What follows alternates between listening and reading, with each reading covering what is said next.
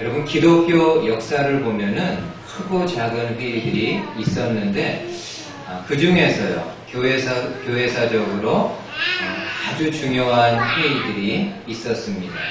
그 중에 하나를 소개하면은 AD 325년에 있었던 니케아 공의회를 이야기할 수 있습니다. AD 313년에 콘스탄티 황제가 밀라노 칙령을 통해 종교의 자유를 선언함으로 기독교를 공식적으로 인정을 합니다. 그래서 기독교가 더 이상 박해를 받지 않고 수많은 교회들이 음지에서 카타콤 무덤에서 다시금 양지로 올라오는 기쁨의 역사가 일어납니다. 교회가요, 기독교가 외부적으로 박해를 받지 않다 보니까는 내부적으로 문제가 생겼는데 바로 교리적인 논쟁이 일어나게 됩니다. 한 번은 아리우스라는 신학자가 주장하기를 성부 하나님만이 참 유일한 하나님이시고 예수님은 하나님으로부터 창조된 죄가 없으신 최초의 피조물이라고 주장을 합니다. 그러니까 아리우스는 예수 그리스도에게 어떤 것이 없다라는 겁니까? 신성, 하나님 되심이 없다라는 겁니다. 예수님이 인간의 모습으로는 탁월하게, 뛰어나게 오신 분임에는 틀림없지만은 하나님은 아니시라는 그런 주장입니다. 이에 대해서 아다나시우스라는 사람은 아리우스의 주장을 반박하면서 이 땅에 오신 예수님은 완전한 하나님, 완전한 인간의 모습으로 우리 가운데 오셨음을 이야기를 합니다. 교회가 이로 인해요 분열되고 또 나누어질 위기에 처하게 되자 콘스탄티 황제는 교회의 이런 문제로 인해 제국의 통일성이 위협받는 것을 원치 않아서 AD 325년 5월 20일에 니케아에 있는 본인의 별장에 로마 전역에 있는 감독들을 다 초청합니다. 그리고 그 자리에서요 이 문제를 놓고 감독들이 서로 토론하고 서로 이야기 나누는 시간을 갖게 됩니다.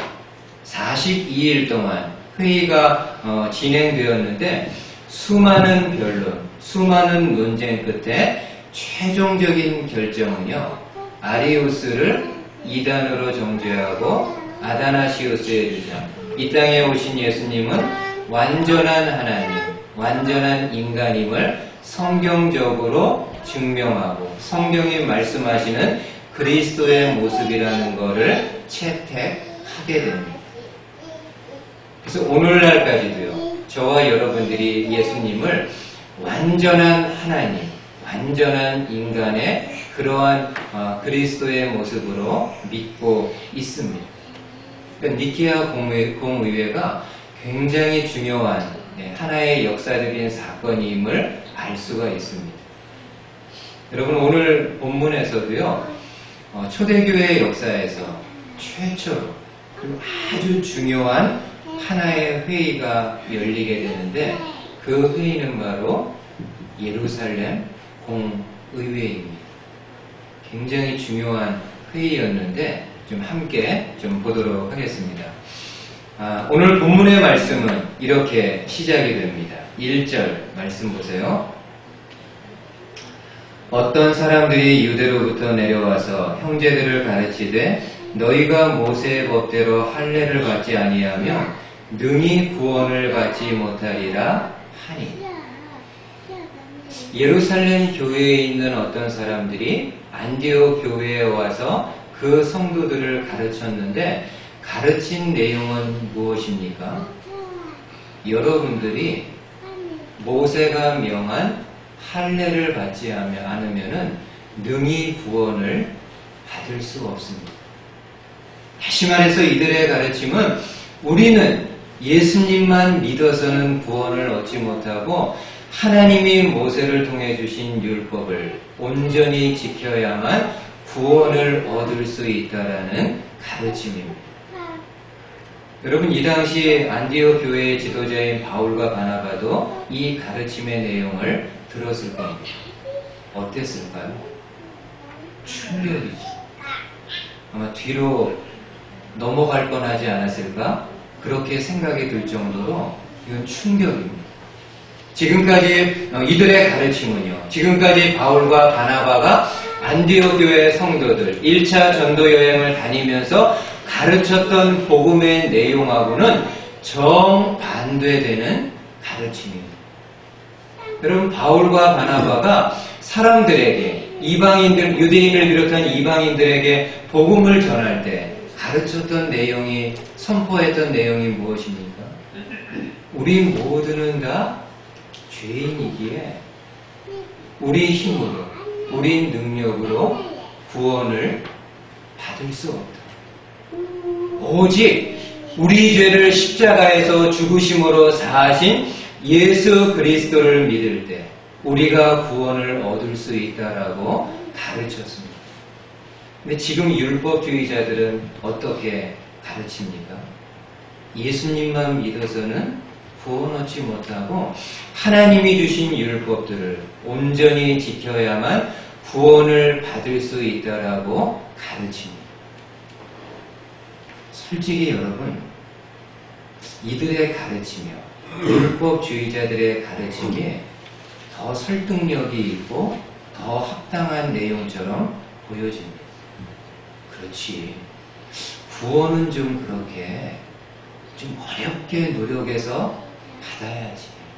그냥 어떻게 예수님 한 분 믿는다고 구원 얻을 수가 있는가? 이런저런 고행, 이런저런 여러 가지 힘든 과정을 통해서 구원을 얻어야지 그 구원이 정말 값진 것이 아닌가. 이런 생각이 솔직히 들 수 있습니다. 근데 이들 가르침의 가장 결정적인 문제는 무엇입니까? 어느 누구도요, 율법을 온전히 지킬 수 없다라는 겁니다. 율법을 어느 정도는 지킬 수 있습니다. 그리고 사람에 따라서는 많은 율법의 내용을 지킬 수 있습니다.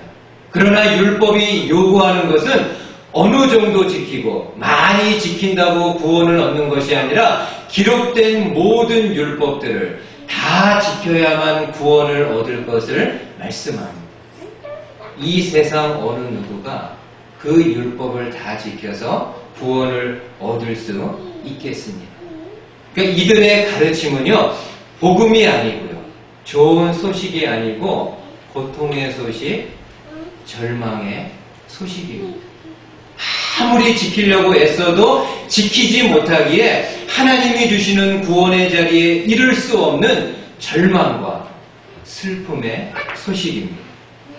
근데 지금 예루살렘 교회에 온 율법주의자들이 안디옥 교회 성도들에게, 여러분들이 온전한 구원을 얻기 위해서는 예수님도 믿어야 되고 하나님이 주신 율법도 다 지켜야 될 것을 말씀합니다. 여러분, 지금 바울이요, 이렇게 문제 삼는 것은 율법을 지키는 것이 아닌 율법을 지켜야만 구원을 얻을 수 있다는 내용입니다. 바울은 성경 어디에도 우리는 예수님만 믿으면 되지 율법은 필요 없는 것, 우리에게는 무용지물이라고 말씀한 적이 없습니다. 도리어 예수님을 믿어 구원을 받은 성도는 다른 누구보다도 하나님을 사랑하고 하나님을 경외하는 마음으로 그 말씀들을 지켜나가야 될 것을 말씀을 합니다. 이렇게 한번 여러분 좀 쉽게 생각을 좀 해보죠. 저희 초등학교 때만 해도 학교 선생님은 존경의 대상이었습니다. 물론 지금도 그러리라 믿지만은 저희 때만큼은 그래도 아닌 것 같습니다. 그래서 여러분들 한번 초등학교 때 한번 떠올려 보세요. 선생님이 내 이름 한번 불러주면은 굉장히 이렇게 뿌듯하잖아요. 그죠? 한 60명 되는 학생들 가운데 어느 날 내 이름 이렇게 불러주면은 굉장히 기분이 좋잖아요. 그리고 선생님이 선심 조금 더 써가지고 내 이름 불러주면서 아무개야 이거 좀 출석부 교무실에 갖다 놔줘라 이렇게 심부름 시키면은 야 그날은 진짜 횡재한 날이죠. 그래서 선생님이 시킨 심부름 정말 별거 아닌데도요. 정말 기쁨으로 이렇게 열심히 감당합니다. 흙판 한번 지우라고 하면은 깨끗하게 지웠는데도 불구하고 다시 이렇게 그 먼지 털어가지고 한 번 더 이렇게 깨끗하게 그만큼 열심히 그렇게 선생님의 말씀에 순종합니다. 예수님을 믿음으로 구원받은 저와 여러분들, 하나님의 은혜를 받은 성도들입니다. 그 하나님이요, 저와 여러분들에게 심부름을 주시죠. 어떤 겁니까? 하나님을 사랑하고 내 이웃을 내 몸과 같이 사랑하는 율법의 핵심입니다. 하나님은 저와 여러분들에게 심부름을 주셨습니다. 그러면은 정말 저와 여러분들이 예수 그리스도를 믿음으로 하나님이 주신 그 구원이 너무나도 감사하고 감격함을 아는 성도라고 한다면은 그 하나님이 말씀하신 율법들 어떻게 할까요? 그냥 무시할까요? 나는 이제 구원받았으니까는 율법은 땡, 나와는 관계없다. 이렇게 생각할까요? 그렇지 않습니다. 정말 저와 여러분들이 그리스도를 믿음으로 하나님이 주신 구원을 받고 하나님의 자녀와 백성이 된 사람이라고 한다면은 하나님이 주신 율법 또한 기쁨으로, 자원함으로 최선을 다해서 지키려고 노력을 해야 됩니다. 그러면 하나님이 우리에게 율법을 주신 목적은 뭘까요? 사도 바울이요, 그 부분에 대해서 잘 말씀해 줍니다. 한번 보세요. 갈라디아서 3장에서 이렇게 말씀합니다. 믿음이 오기 전에 우리는 율법 아래에 매인바 되고 계시될 믿음의 때까지 갇혔느니라. 그 다음 말씀 잘 보세요. 이같이 율법이 우리를 그리스도께로 인도하는 초등교사가 되어 우리로 하여금 믿음으로 말미암아 의롭다 함을 얻게 하려 함이라. 여러분, 율법은 우리를 그리스도에게로 인도하는 초등교사와 같다라고 말씀합니다. 여러분, 초등학교 선생님들이 하는 역할은 뭘까요? 이 학생들이 나중에 어드밴스드 학문, 고등학문을 할 수 있도록 기초를 놔주고 그들의 학문의 길을 인도해주는 그런 역할을 하는 분들입니다. 율법이요, 마치 그런 역할을 한다. 저와 여러분들이 율법 앞에 서게 되면은 이 율법을 통해서 나는 도저히 구원 얻을 만한 존재가 아니라는 것을 알게 됩니다. 아까 이야기한 대로 율법을 다 지켜야만 구원을 얻을 수 있는데 아무리 이 땅에서 애쓰고 노력하고 한다 할지라도 이 율법을 통해서는 내가 온전한 구원을 얻을 수 없다라는 것을 이 율법을 통해서 배우게 됩니다. 그러면서 동시에 누구를 생각하게 되나요? 내 영혼을 구원해 줄 수 있는 구원자가 누구인가를 생각하는데, 그러면서 복음을 들을 때 예수 그리스도에게로 저와 여러분들이 나아갈 수 있음을 말씀해 줍니다. 이처럼 율법은 저와 여러분들이 하나님께로 나아갈 수 있는 길을 열어주고 예수 그리스도를 믿음으로 하나님의 자녀가 된 이후에는 그 하나님의 율법을 하나님 사랑하고 경외하는 마음으로 철저히 준행하며 살아야 될 것을 성경이 우리에게 말씀해 줍니다. 이렇게만 살 수 있다면요, 정말 하나님이 기뻐하시는 인생의 모습을 가질 수 있습니다. 많이 부족하지만, 많이 연약하지만은 이 진리의 내용을 알고 이 길로 나아갈 수 있는 저와 여러분들 되실 수 있기를 주님의 말씀으로 축복을 드리겠습니다. 두 번째로 안디옥 교회는요, 이 율법주의자들의 가르침으로 인해서 일대 혼란에 빠지게 됩니다. 누구 말을 들어야 되는 거지? 누구 가르침이 옳은 거지? 성도들이요, 갈팡질팡. 그러니까 성경의 내용을 보면 이 당시 안디옥 교회 성도들이 율법주의자들의 가르침에 적지 않게 많이 동의하고 또 호응을 했던 것 같습니다.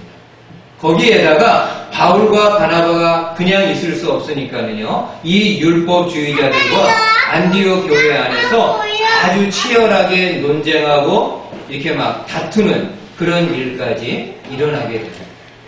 그러니까 교회가요, 소란스러운 겁니다. 그래서 안디옥 교회가 잘못하면은 이 안디옥 교회가 분열될 수도 있기 때문에 어떠한 결정을 내리는가 하면은 바울과 바나바를 예루살렘 교회 사도들과 장로들에게 보냅니다.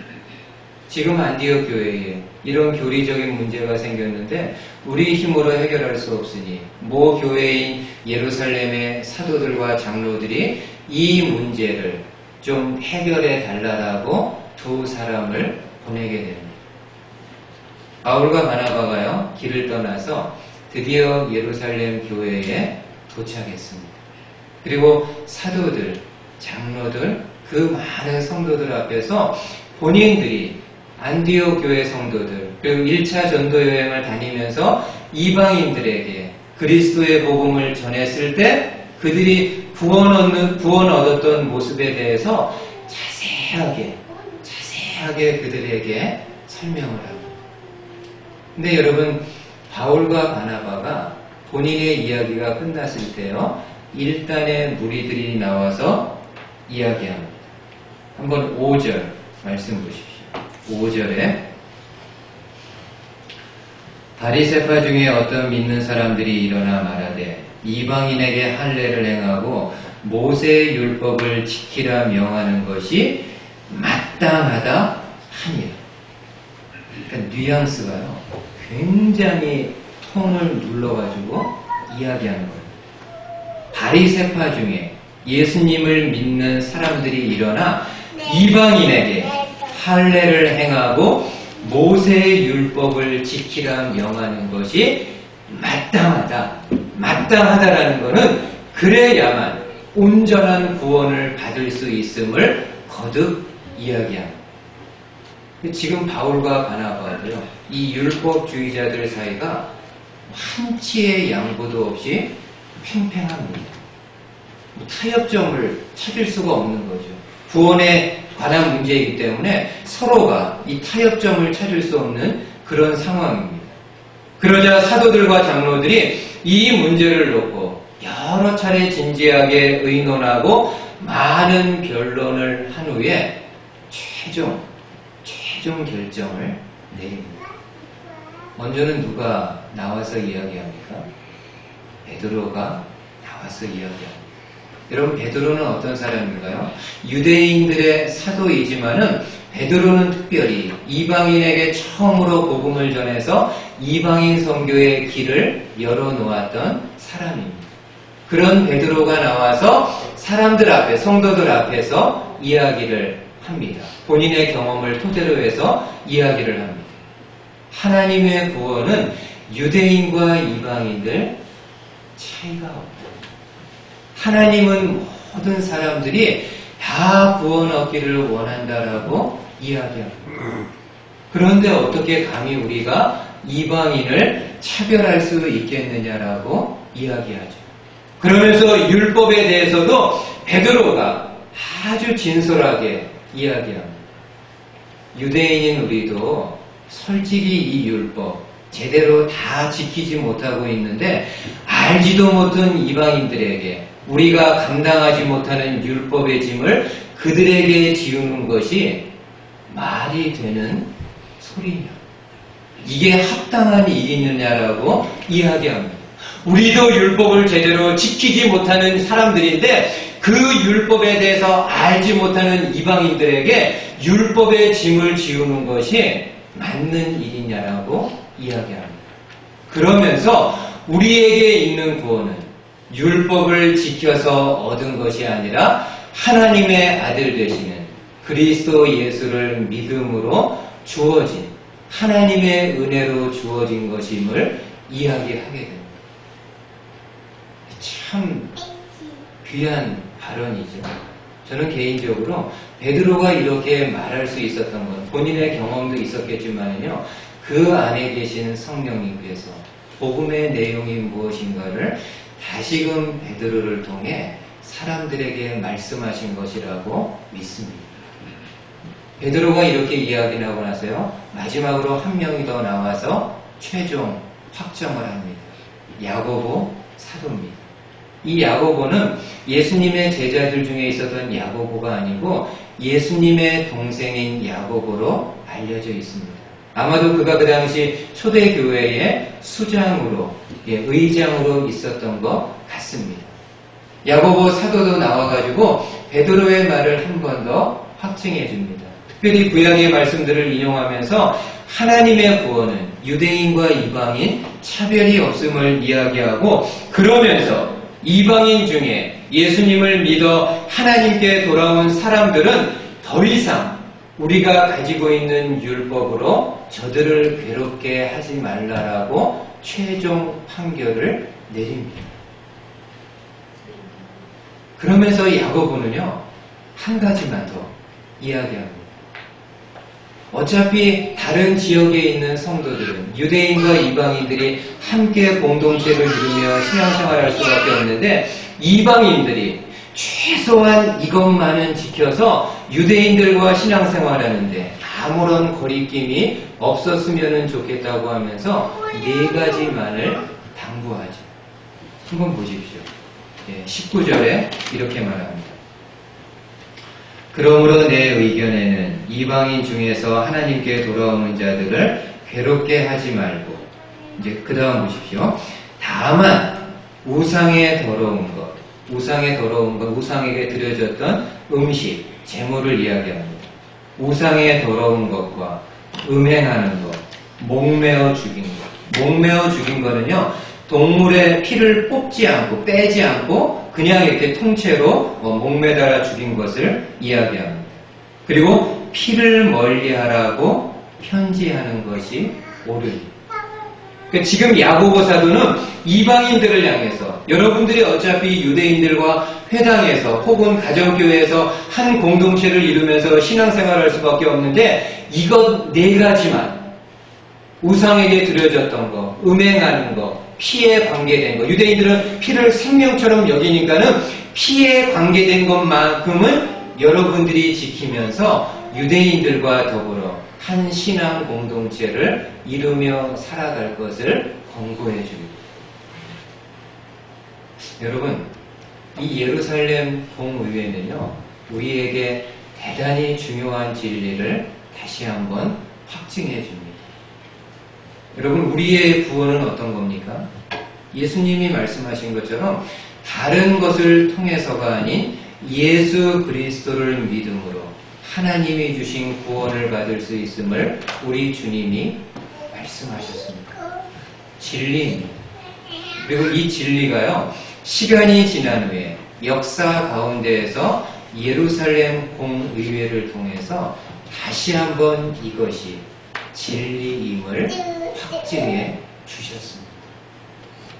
그리고 그 이후로요, 지금 2000년의 역사가 흘러가는데도 여전히 저와 여러분들이 믿고 있는 구원의 진리는 율법을 지킴으로, 선행을 함으로, 어떤 공로를 쌓음으로 구원받는 것이 아니라 예수 그리스도를 믿음으로 구원 얻는 것을 믿고 있습니다. 2000년의 역사가 흘렀는데, 만약 이 진리가 거짓이고 잘못된 것이라고 한다면은 면면이 흐르는 역사 속에서 바뀌거나 수정되거나 없어졌을 내용일 것입니다. 그러나 2000년의 기독교 역사를 통해서 많은 공적인 의회들과 회의들이 있었지만은 이 진리만큼은 예나 지금이나 변함없이 흘러가고 있습니다. 그러니까 저와 여러분들이 역사를 통해서도요, 이 진리를, 영적인 진리를 확인할 수 있습니다. 제가 대학 들어갔을 때 동아리로 아나톨레라는 동아리 들어갔습니다. 아나톨레는 성경을 연구하고 또 좋은 책들, 고전들을 읽는 그 독서 동아리였는데 처음에 들어가니까는 선배들이 쭉 가지고 있는 리스트를 이렇게 주면서 대학 4년 동안 틈틈이 이 책을 읽어보라고 이렇게 권면을 한 적이 있습니다. 제가 그 리스트를 받고 처음으로 읽었던 책은 에드워드 헬리카의 What is the History? 역사란 무엇인가라는 책입니다. 지금도 고전이죠. 여러분이 아는 것처럼 몇 해 전에 나왔던 영화 변호인 중에 이 책의 내용이 다시 한번 이렇게 나오면서 사람들의 관심을 끈 적이 있습니다. 여러분 영화 기억나시죠? 공안 당국에서 불임 사건에 연루된 학생들을 이제 재판을 하는데 검사가 이렇게 고발을 하죠. 이 학생들은 그 E.H. 칼의 역사란 무엇인가라는 책을 소지하고 읽고 탐독했던 학생들이다. 이 역사란 무엇인가는 유물사관 입장에서 역사를 해석한 것이기에 이 학생들은 공산주의자, 그냥 빨갱이들이라는 겁니다. 그래서 변호인이 나와서 변론을 하죠. 그 변호인은 실제 인물이지 않습니까? 네, 그 노무현 전 대통령 인권 변호사로 이제 하기 전에 이 학생들이 이제 변호했는데 변호인이 나와서 이제 검사의 이러한 고발에 변호를 하는 겁니다. 뭐라고 변호했는지 기억나시나요? 우리나라 최고의 대학인 서울대학에서 학생들에게 반드시 읽어야 될 필독으로 지정된 책 가운데 하나가 E.H. 칼의 역사란 무엇인가 이 책이다. 그러면 서울대학교 가르치는 교수들 거기에 있는 학생들이 다 사회주의자들이고 빨갱이들이냐라고 변론합니다. 그리고 영국 정부가 우리나라 정부에 공식적으로 보낸 서한을 소개하면서 영국 정부도 E.H. 칼의 역사란 무엇인가는 영국이 사랑하고 아끼는 석학인 저자가 쓴 책이기 때문에 한국 국민들도 읽기를 권장한다라고 보낸 공적인 문서를 이렇게 소개하는 그런 내용입니다. 그 역사란 무엇인가의 책을 보면은 뭐 다 기억은 안 나지만은 종전의 역사는요 뭐 이런 부류였다고 합니다. 그러니까 과거에 있었던 사실들을 그냥 그대로 있는 팩트 그대로 기록하는 것이 역사다. 근데 E.H. 칼은요 조금 해석을 달리해서 물론 과거에 있었던 사실을 있는 그대로 서술하는 것이 역사지만은 거기에다가 지금 기록하는 역사가의 관점, 역사가의 해석에 따라서 달리 기록될 수도 있다라는 것을 이야기합니다. 그러니까 패턴이 이렇게 바뀌어지는 거예요. 근데 제가 지금 그걸 얘기하려는 게 아니고요. E.H. 칼이 이야기했던 역사란 무엇인가에서 가장 중요한, 가장 많이 회자되는 센텐스가 있습니다. 역사란 과거와 현재의 끊임없는 대화다. 과거란 그냥 지나간 과거의 일로 끝나는 것이 아니라 현재를 살고 있는 사람들에게도 끊임없이 말을 걸어오고 끊임없이 조언해주고 끊임없이 가이드해주는 역할을 한다는 것. 여러분 기독교 역사도요 마찬가지입니다. 말씀드린 것처럼 예수 그리스도를 믿음으로 구원을 얻는 이 진리는 성경에만 기록된 진리일 뿐만이 아니라 2000년 기독교 역사, 세계사 역사를 면면히 흘러나오면서도요 조금도 수정되지 않고 조금도 가감되지 않고 지금까지 내려오는 진리입니다. 그러기에 이 내용은요 성경이 말씀했기 때문에 진리일 뿐만이 아니라 역사의 관점에서도 진리임을 저희들이 받아들일 수 있습니다. 바라기는 저와 여러분들이 오늘 예루살렘 공의회에서 모든 성도들이 하나님의 인도하심에 따라서 다시금 확정했던 것. 우리의 구원은 율법을 지킴으로 어떤 노력으로 얻어지는 것이 아니라 예수님을 믿음으로 하나님이 주시는 은혜의 선물이라는 사실을 다시 한번 마음속 깊이 간직하고, 시대가 어떻게 변하든 종교 다원주의건 모든 종교의 구원이 있다고 이야기하든 관계없이 이 진리의 말씀 굳건하게 붙잡을 수 있는 저와 여러분들 되실 수 있기를 주님의 말씀으로 축복을 드리겠습니다. 아멘. 한번 여러분 눈을 좀 감아보시죠. 그리고 오늘 말씀 한번 생각하면서 함께 기도했으면 좋겠습니다.